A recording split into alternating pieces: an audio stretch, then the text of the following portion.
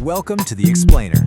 Today, we're talking about a Notion update that's a huge deal. Seriously, if you've ever tried to automate your Notion setup and just hit a brick wall, especially with connecting databases, then you're going to want to stick around for this. Yeah, I mean, look at that quote. Everything has finally changed. That's a pretty bold statement, right? But honestly, it's not an exaggeration. We're talking about a fundamental shift here in how you can get Notion to talk to all your other apps and really automate your work. So you know the deal with automation, right?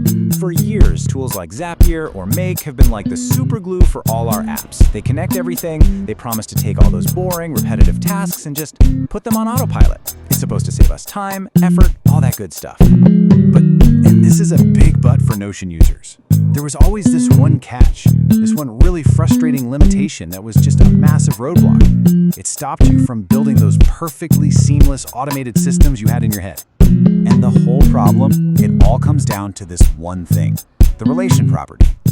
Now, if you use Notion, you know this is one of its superpowers. It's how you link everything together. Projects to tasks, meetings to clients, ideas to your calendar. It's what turns Notion into this incredible interconnected web of all your stuff. And this quote right here from a user on the Zapier forums, man, just hits the nail on the head. It sums up years of frustration. You could do all sorts of things with automation, create new pages, update text, no problem. But you couldn't touch those all-important relational links.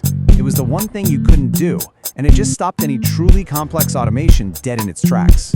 Of course, the community's brilliant, so people didn't just give up. Experts like William Nutt from Notion VIP actually figured out a way around it. It was super clever, but also super technical. Okay, so to make this workaround work, you had to jump through some serious hoops. You had to set up this complicated 4-step zap. First, you get the trigger, then you create the new thing. Then you had to find the other thing you wanted to link it to, and then came the really tricky part. You literally had to drop in a block of custom JavaScript code to talk directly to Notion's API. I mean, look at that. It's an amazing hack for sure, but let's be real. For most of us who aren't developers, seeing this is like, nope. It's just way too intimidating, totally out of reach.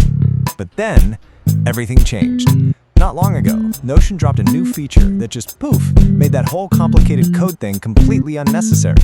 It's the feature that finally changed the game. And the big solution?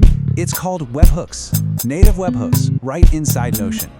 The easiest way to think about a webhook is like a doorbell for your apps. Instead of Zapier having to knock on Notion's door every few minutes asking, anything new? Anything new? Notion can now ring Zapier's doorbell the instant something happens. It's a direct, immediate notification. So here's the bottom line, the big difference. The old way was called polling. That's Zapier checking in every 5, 10, sometimes even 15 minutes. It was slow, it was inefficient. The new way? Webhooks. Notion sends out a signal the second something changes. It's real time, it's efficient. The delay? It's just gone. Okay, I know webhooks might sound a little technical and boring, but what this actually unlocks is incredible. We're talking about super powerful, real-world automations that fire off instantly. And a lot of the time, all it takes is a single click. Just picture this. Say you're a content creator. You just got out of a meeting with a great idea for a video.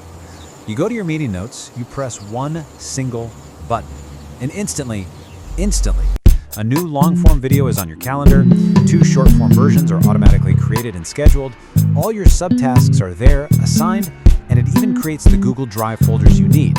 All of that from one button. Or, hey, what about this? You're managing a project for a client. You hit a button in Notion that says Send Invoice.